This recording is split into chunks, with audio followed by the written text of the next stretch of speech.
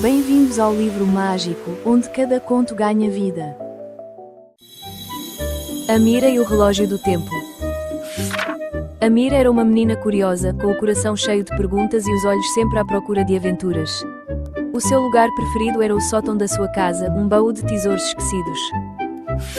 Entre pilhas de livros antigos e móveis cobertos por lençóis, ela encontrou um relógio de pêndulo, alto e majestoso, que parecia ter sido esquecido pelo tempo. A sua madeira era escura e os ponteiros estavam parados. Quando Amira tocou na porta de vidro do relógio, um brilho dourado e quente envolveu-a. O relógio começou a zumbir e o seu pêndulo, que estava parado, começou a balançar com uma força hipnótica. Amira sentiu-se a flutuar. As engrenagens do relógio giravam à sua volta e o som do tic-tac era a única coisa que existia. Ela fechou os olhos e adormeceu, embalada pelo tempo. 100 anos se passaram num piscar de olhos. O relógio parou de zumbir e Amira acordou. Ela abriu a porta e saiu, mas o mundo que conhecia já não existia. A sua casa era agora um museu e a sua rua, um rio de carros voadores. As árvores que conhecia tinham sido substituídas por arranha-céus e as pessoas vestiam roupas brilhantes e futuristas. Amira percebeu que o tempo não tinha parado, apenas tinha avançado sem ela. A sua missão era agora a de unir o passado e o futuro. Ela tinha de mostrar ao novo mundo a beleza do antigo. Ela começou por plantar uma semente da sua antiga floresta no meio da cidade. As pessoas pararam para ver a pequena planta a crescer. Amira contou-lhes histórias de rios e montanhas que já não existiam. O mestre Cronos, o criador do relógio, apareceu. Ele sorriu para Amira. O tempo é um rio, Amira. Ele flui sempre. Mas tu, com o teu coração, podes construir pontes entre as suas margens. E assim, Amira tornou-se a guardiã do tempo, a menina que uniu o passado e o futuro. Ela ensinou as pessoas a valorizar as suas raízes e a abraçar o progresso, provando que o tempo não é algo que se perde, mas algo que se partilha. Sammy e o tambor encantado. Sammy era um menino que adorava a floresta. Passava os dias a explorar, mas às vezes sentia-se um pouco sozinho. Ah, se eu tivesse um amigo para partilhar estas aventuras, suspirava ele.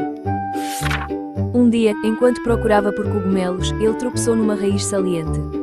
Olhou para baixo e viu algo que não pertencia à floresta, um tambor antigo, coberto de musgo e com símbolos estranhos.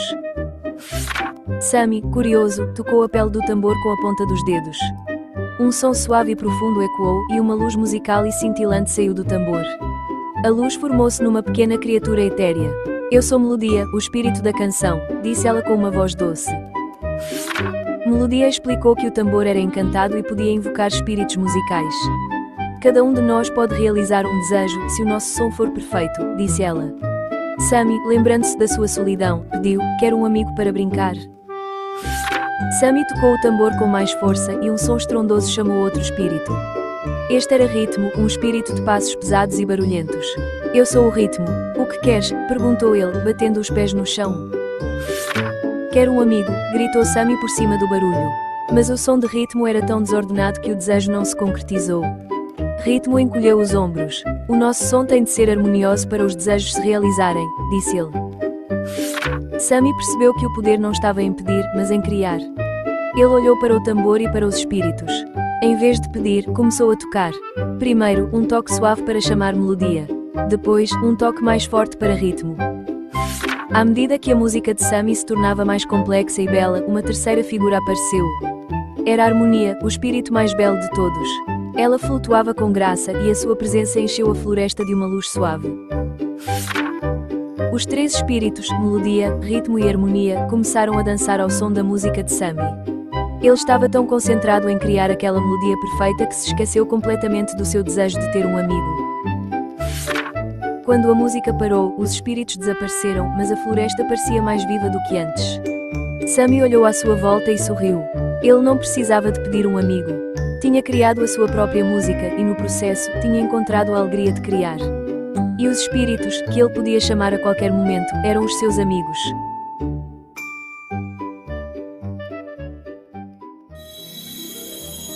Milo, o rato com o chapéu. Num canto tranquilo de uma grande biblioteca, vivia um ratinho muito especial chamado Milo.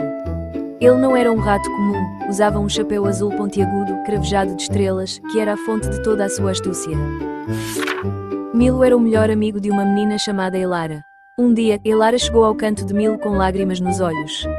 O rei Boris, um rei injusto e sem coração, tinha proibido todas as histórias e canções no reino. O reino está cinzento e triste, sussurrou Elara. Milo ouviu a sua amiga e sentiu o seu pequeno coração encher-se de coragem. Ele sabia que a astúcia e a inteligência eram mais fortes do que a força de um rei. Não te preocupes, Elara, guinchou ele. O meu chapéu e eu vamos trazer as histórias de volta. Juntos, Milo e Elara criaram um plano. Eles iriam desafiar o rei Boris para um concurso de inteligência, não de força. Se vencermos, disse Elara, terás de devolver as histórias e as canções ao povo. Quando chegaram ao castelo, o rei Boris riu-se. Um rato e uma menina. Que ridículo! O meu poder é maior do que qualquer astúcia. Mas a coragem de Elara não vacilou. Aceita o desafio, majestade, e vê por ti mesmo. O primeiro desafio foi um enigma. O rei Boris franziu a testa e não conseguiu encontrar a resposta. Mas Milo, com o seu chapéu a brilhar, sussurrou a solução ao ouvido de Elara. Ela respondeu corretamente e o rei ficou furioso. O segundo desafio foi um puzzle complicado. O rei tentou encaixar as peças com a força, mas elas não se moviam. Milo, com um aceno do seu chapéu, fez as peças flutuarem e encaixarem-se no lugar. A astúcia vence a força, guinchou Milo. O desafio final foi contar uma história. O rei não conseguia lembrar-se de nenhuma. Elara, com a ajuda de Milo, começou a contar uma história maravilhosa sobre um pequeno rato corajoso e a sua amiga. A história encheu a sala de magia e alegria. O rei, com o coração amolecido pela história, admitiu a derrota. Tens razão, disse ele. A astúcia e a coragem são mais poderosas do que a força. Devolvo as histórias e as canções ao povo. E assim, o reino voltou a encher-se de música e histórias. Elara e Milo foram celebrados como heróis e todos aprenderam que a astúcia e a coragem, por vezes, são as maiores magias de todas.